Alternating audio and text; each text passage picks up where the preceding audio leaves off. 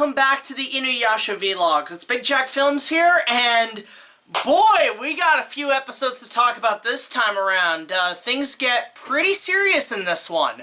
Now, normally in this in this season, you know, normally we have our filler episodes and our breaks in between story arcs, but nowadays that's starting to become a bit more difficult because almost every episode continues where the last left off, especially in the filler arcs. Like, the last filler episode was actually part of a 5-part arc that involved Tetsaiga, Tenseiga, Koga, the introduction of all these new characters, and it continues on from that as well. So it's been really difficult to track where an arc begins and where an arc ends.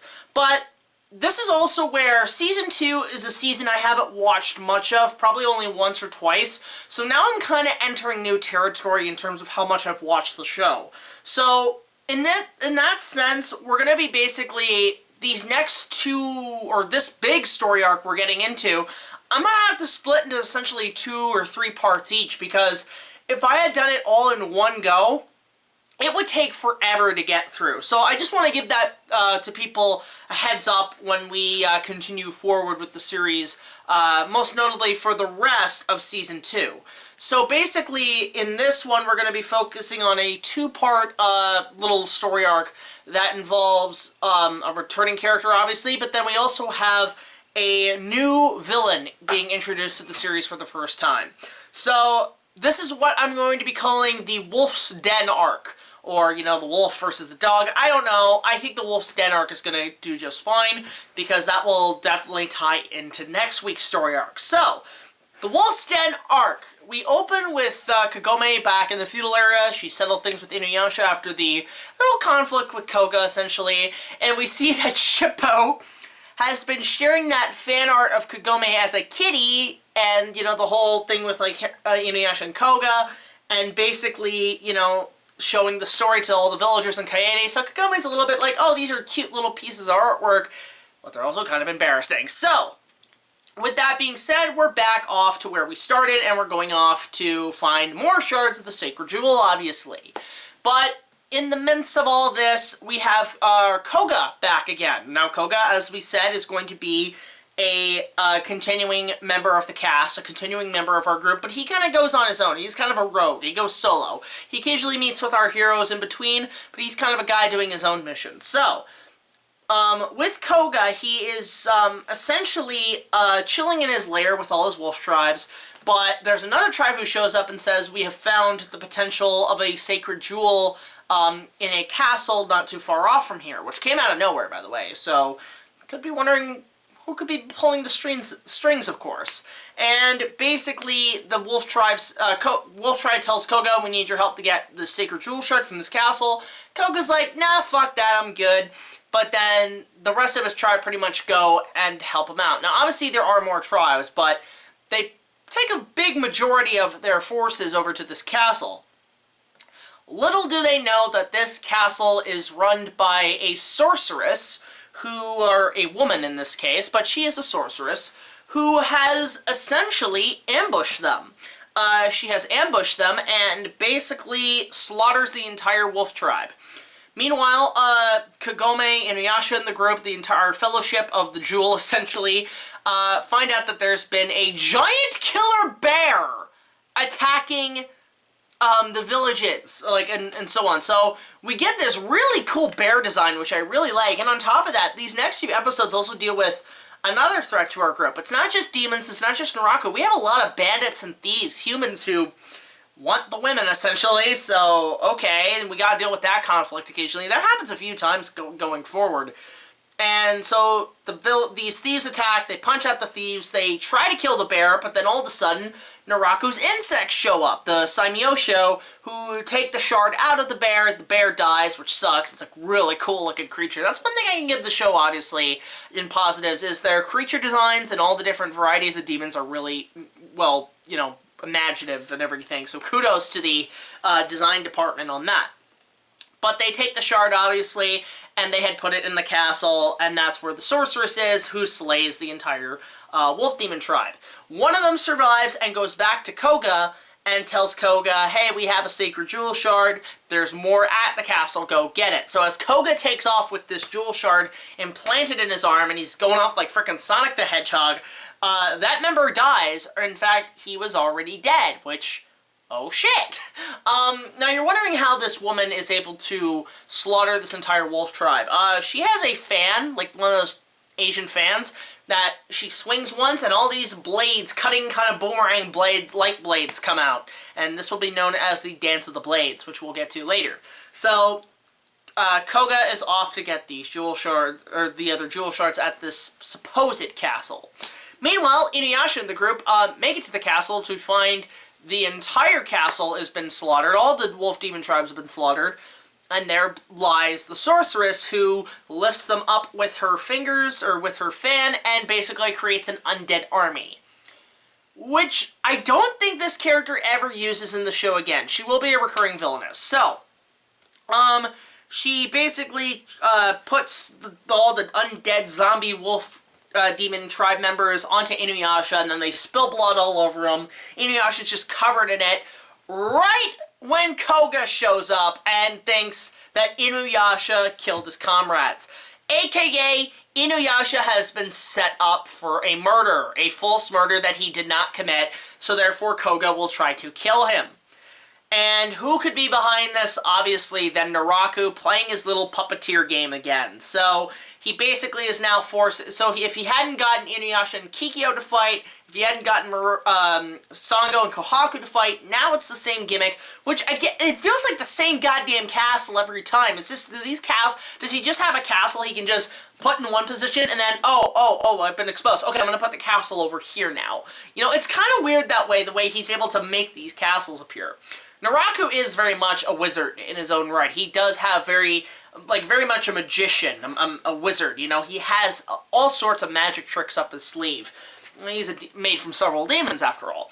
So, as Koga and InuYasha fight to the death, Koga has this massive new, sort of like Falcon punch that he's able to get into InuYasha. InuYasha gets his arm broken, and he gets hit pretty hard with a couple of cuts and shit, so InuYasha's pretty banged up. Meanwhile, Sango and Moroku go into the castle to confront this lady who already knows who they are, and it turns out she is one of Naraku's minions known as Kagra the Wind Sorceress. And God, this villainess makes a great impression. She is voiced by the wonderfully talented Janice Jade, a common voice actress in Canada and in the Ocean Studios. In fact, some of you might know her as the voice of the lead Kanker sister, as well as Sarah, Ed's sister in Ed, Edd n Eddy, for all you Cartoon Network fans, and I loved Ed, Edd n Eddy growing up, so it's the same voice. So I'm like, okay, cool, and she's actually a really good friend of ours, so we want to give major props to her. But continuing on with the plot, Kagra is a great, amazing villainess. She is essentially our Catwoman of the series. Her attacks are amazing. She continues those, like, she has this fan that does this dance of blades, and then she creates something later, which we'll get to. But obviously, she has lured Sango and Moroku into a diversion while InuYasha and Koga fight to the death with another Naraku demon puppet. Obviously, the two take it out pretty easily because they dealt with this before in the introduction to Sango arc. So they kind of know how to play this game.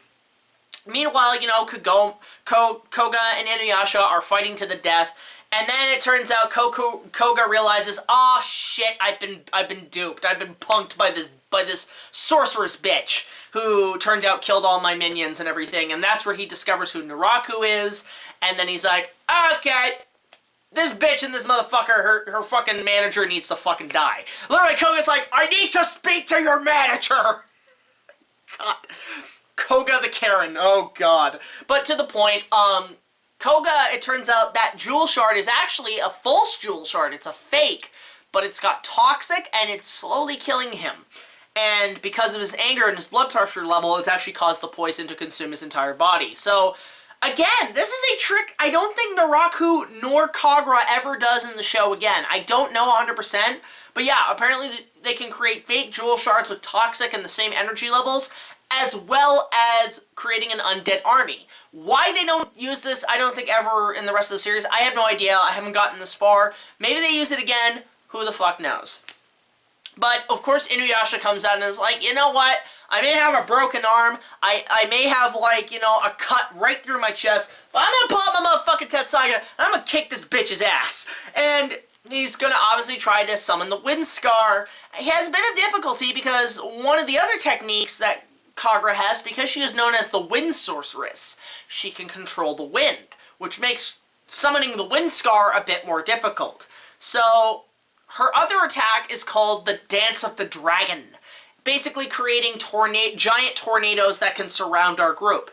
Now, funny enough, we'll get to the origins in a sec, but something tells me with the dragon influence that Kagura may not be what she appears to be. So, InuYasha, of course, uses the Wind Scar, cuts through Kagura. Kagura escapes on a giant magic feather out of fucking Dumbo, okay.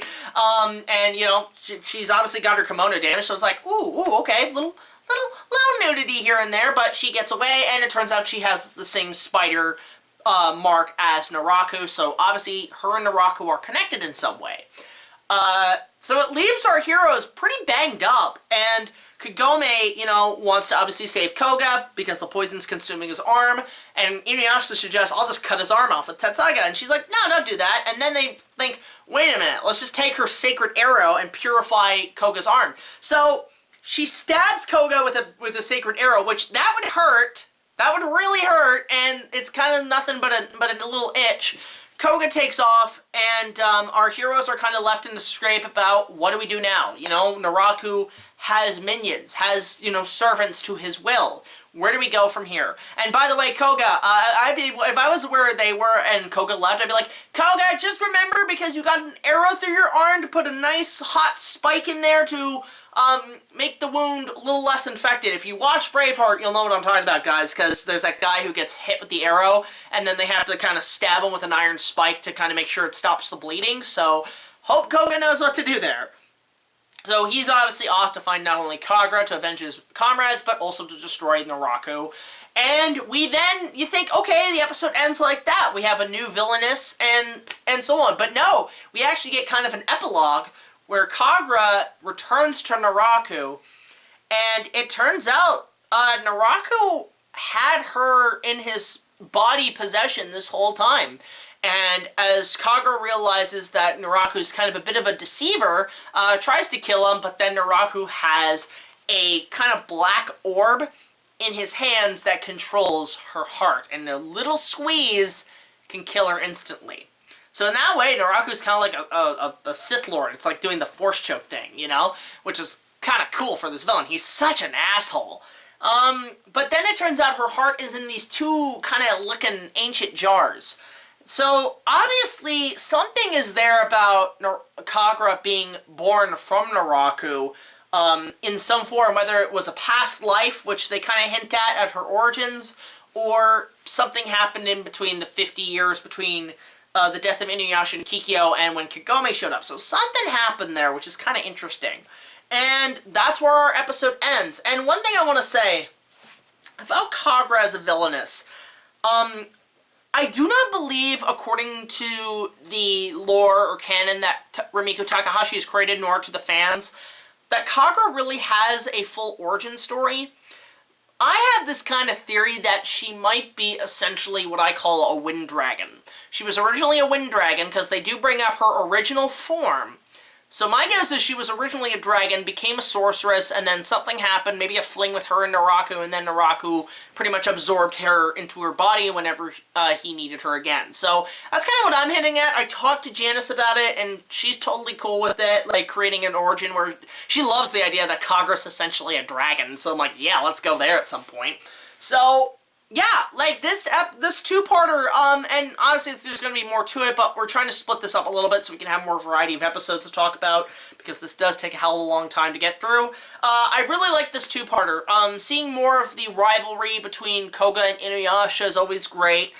Seeing them at their full capacity when it comes to fighting is great. It's great to see these two powers go at it and see who's the better warrior. Obviously, InuYasha has the upper hand with Tetsuga, but Koga can actually hold his own against in a fight. So the fight's pretty good. It's really brutal in some areas, but yeah, like, that's all great. Kagra, again, is a great villainess.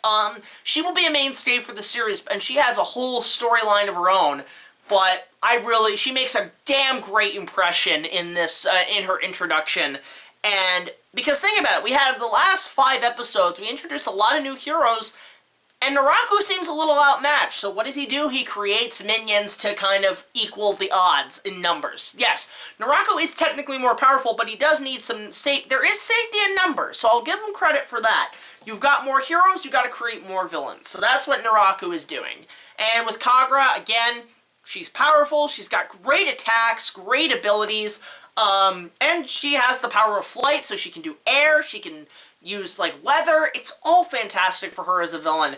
And this is also another very dark episode. A lot of blood, a lot of violence, mild nudity, but it's great. It's great, back to basics, kind of. Now we're in the real heat of the battle, the heat of this war for the Sacred Jewel, and it's only just beginning. So I overall really liked it. I'm going to give this two-parter as the introduction to Kagra, the Wolf's Den arc, damn good 8.5 out of 10. This was a great arc to look back on, and it's only going to get better from here. So, of course, guys, I want to hear from you. What are your thoughts on the Wolf's Den arc? Let me know in the comments section below. And, of course, if you want to support the channel and get the potential funds for an InuYasha fan film, you can go to our Patreon page. Just $1 more will get you early access to all of our content, as well as other special features. And come back next week when we take a look at another villain who shows up in this arc as part of Naraku's pretty much beginning of essentially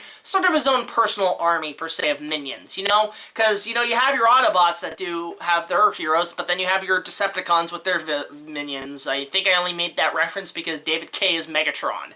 But to the point, until the next video, guys, like, comment, subscribe, and I will see you guys later. This is BigJackFilms signing off, and come back next week when we take a look at the next 2-part arc, and things just get more real. Shit gets more real, and I'm here to say, if you get framed for murder, take it to court, I guess. I don't know. I got no way to end this. Come back next week, and we'll tell you about the next 2-parter. Later.